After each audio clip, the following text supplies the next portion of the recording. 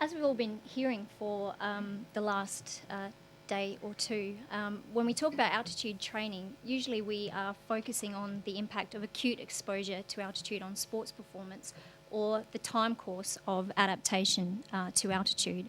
But one of the other major consequences of altitude exposure is the effect that it has on our sleep. And we know from studies in untrained individuals that it's not easy sleeping at altitude. Not only do we see a reduction in the amount of sleep that people get at night time, but we also see a change in the structure of sleep as well, such that sleep at altitude, the restorative value of that sleep is not as good as sleep at sea level. And this presents an issue to the athlete because we know they need a certain amount of sleep, not only to train effectively, but also to recover from that training as well. And if an athlete is not getting good sleep because of exposure to altitude, then this can affect their general well-being, their mood and how they feel, and perhaps most importantly, their willingness to train hard. Most of what we know about sleep at altitude comes from studies in healthy adults that are trekking to altitude. So there's very little data on the impact of altitude exposure on sleep in elite athletes. So as Peter said, this international study on football gave us the perfect opportunity to examine the impact of 2 weeks of exposure to high altitude on the sleep of young elite football players. So we followed the sleep of 10 of the Australian players during this 23-day training tour of Bolivia. As Walter described, the team trained on most days and they also played 4 friendly matches, and the data from those training and games will be presented by the other speakers in this session. In terms of the sleeping arrangements, all of the players were accommodated in 2-person hotel rooms, so they had the same roommates for the entire tour, and the players were free to choose their own bedtimes and get-up times. In terms of the protocol, so as Walter mentioned, the players spent the first 6 nights at low altitude in Santa Cruz before travelling up to high altitude in La Paz, where they spent the next 13 nights. Now, we had 5 sleep systems available to monitor sleep, so our 10 players, we split them into 2 groups of 5. So we got our baseline measures of sleep here on nights 5 and 6 in Santa Cruz, and that also gave the players plenty of time to recover from the international travel that they had just undertaken. We monitored sleep again immediately upon ascent to altitude on nights 7 and 8. We then monitored it again towards the end of the first week at altitude, and then finally again towards the end of the second week at altitude. To monitor their sleep, we used the gold standard, which is polysomnography. And for those of you that aren't familiar with that technique, it involves applying electrodes to the head and to the face to monitor brain activity, eye movements and muscle tone. And from these signals together, we can identify whether someone's awake or asleep, and we can also identify what stage of sleep they're in as well. In addition to this equipment, we also put a respiratory band around their chest so that we could monitor their breathing during the night, and an oximeter on their finger to look at their oxygen saturation during sleep as well. As you can imagine, we can collect a whole range of variables with this equipment, but the main ones that I'll be presenting today are shown here. Obviously, we're interested in how much sleep they were actually getting on the nights that we monitored them. We wanted to look at sleep structure, and in particular, the amount of deep sleep and dreaming sleep that they were getting.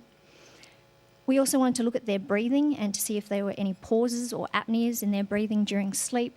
And of course, this ties into their oxygen saturation during sleep as well. And also to look at sleep disruption, or how fragmented their sleep was. And basically, we just look at how many times someone wakes up during the night to get an idea of that.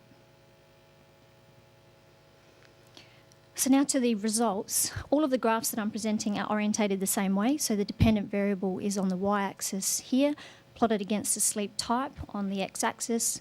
We've got the baseline sleep that was at low altitude. Altitude 0 is the first sleep immediately after ascent to altitude. Altitude 1, the sleep towards the end of the first week at altitude, and altitude 2, the sleep at the end of the second week. I've got the picture of the protocol down the bottom so you can keep track of how the sleeps relate to each other. We saw no effect of altitude exposure on time in bed. So on all of the nights that we monitored the players, they spent a similar amount of time in bed, which is around 9 hours, and they also obtained a similar amount of sleep on each of those nights, which on average was around 7.8. So there was no effect of altitude exposure on the behaviour associated with sleep, so time in bed or sleep duration. They got slightly less sleep on the first night at altitude, but this wasn't significantly different from baseline. Sleep duration is a pretty basic measure, and the main advantage of polysomnography is it allows you to look at sleep structure, and this is important because different stages of sleep serve different functions, and the two main stages that we're interested in are deep sleep or slow wave sleep, which is associated with physical recovery, and dreaming sleep or REM sleep, which is associated with mental recovery or memory and learning consolidation. For deep sleep, we saw no effect of altitude exposure on the amount of deep sleep that the players were getting. They got slightly less at altitude, but again, it wasn't significantly different from the amount that they got on baseline. If we look at REM sleep or dreaming sleep, there was a significant effect of altitude exposure on this stage of sleep. So they got significantly less REM sleep on the first night at altitude. But by the end of the first week, this issue had resolved and they were basically back to normal. So getting the same amount of REM at altitude by the end of those second weeks compared to baseline. In addition to sleep, we're also interested in looking at what happened to their breathing at altitude. So at low altitude, all of the participants had normal breathing. And I've just got an example from one of the participants here. So in the top panel, you can see their respiratory effort. So this is just someone breathing in and out during sleep. And you can see it's nice and stable, it's got a good rhythm, and there are no pauses in breathing. And as a result, their oxygen saturation during sleep remains relatively stable at about 97%. In some of our participants, though, as immediately after ascent to altitude, we saw the development of abnormal breathing during sleep, which you can see on this panel here. So if you look at the respiratory effort up the top, basically what's happening here, we've got the participant breathing. We then see a pause in breathing, which is about 10 seconds. This creates a whole series of events. The respiratory centre responds by stimulating breathing again, but the cycle repeats throughout the night. So we constantly see these pauses in breathing during sleep. And as a result, we see fluctuations in oxygen saturation during the night. So the person's constantly going up and down in terms of their oxygen saturation. And in some cases, our participants were getting down to around 66% in terms of their oxygen saturation during sleep. We can categorise the severity of this disordered breathing by basically counting up the number of times someone pauses their breathing during sleep per hour, and this gives us an idea of just how bad their breathing is.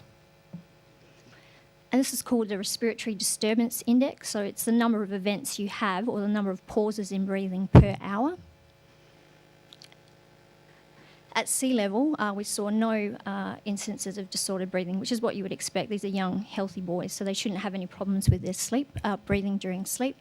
But immediately after they went to altitude, we saw a significant increase in their respiratory disturbance index, up to around 30 events per hour. And in sleep world, this is categorised as severe. So anything above 30 is categorised as severe disordered breathing. It actually got worse by the end of the first week at altitude, and then by the second week it had dropped down slightly, but it didn't disappear. It remained there for the whole time. This pattern here, with it being worse towards the end of the first week, fitted in with the anecdotal response that we were getting from players. So they seemed to be okay after the first couple of nights, but many of them towards the end of the first week started noticing problems with their sleep. And you can also see that there's a large variability in the response as well. And basically you could split our subjects into two groups, those that had relatively normal breathing at altitude and those that had disordered breathing at altitude. Obviously, this has consequences for their oxygen saturation during sleep, and we saw a significant effect of altitude exposure on oxygen saturation. It was lower at all sleeps at altitude, and it was lowest on the first night at altitude, sitting at around 82%. And I think their waking saturation was around 90%, so it's considerably lower than that. As I mentioned earlier, we're also interested in looking at sleep disruption, and we look at arousals, which is the number of times you wake up during sleep. You need to be awake for at least 3 seconds, but no more than 15 seconds. And we look at this measure because if your sleep is fragmented, then generally your performance the next day is poorer. So you want nice consolidated sleep with very few arousals. Even though there was no main effect of altitude exposure on arousals, we did see a substantial increase in the number of arousals in the participants. And again, it was a similar pattern to the respiratory disturbance index. It was actually higher towards the end of the second week at altitude exposure. And again, it never returns back to what we see at baseline.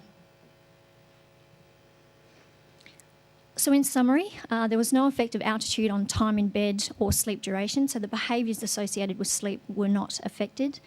In terms of sleep structure, there was no effect on deep sleep, but we did see a slight reduction in REM sleep on the first night at altitude, but this had resolved by the end of the first week. So sleep structure was relatively preserved at altitude.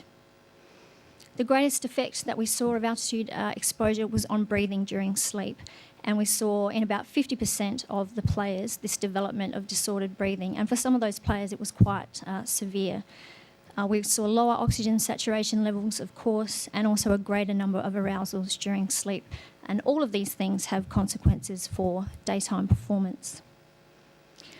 So what do the results actually mean? Well, in clinical populations, as I just said, that this level of disruption that we see associated with the abnormal breathing patterns and the arousals would affect daytime cognitive performance. But at this stage, it's not clear what these consequences would be for elite sports performance. Just like to finish by saying thank you to Aspetar and Dr. Olivier for having us here, and also to all of the researchers that obviously helped a lot to undertake this research project. Thank you.